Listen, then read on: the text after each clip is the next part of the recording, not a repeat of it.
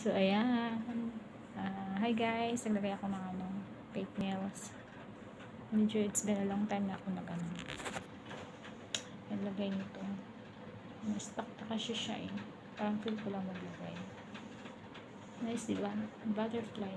Medyo nga siya yung paglagay ko. Parang nagkabaliktad-baliktad. Pero tinatamad na akong magtanggal. Kasi syempre dinikit ko. Tapos ang hirap pa yung maglagay mo. Ang hirap pa yung mag-self-care. Ikaw lang mag-isa lahat. So, ito yung ginamit kong pandikit. Ayan. Pandikit. Wala, gusto ko lang girly. No matter how much age we age.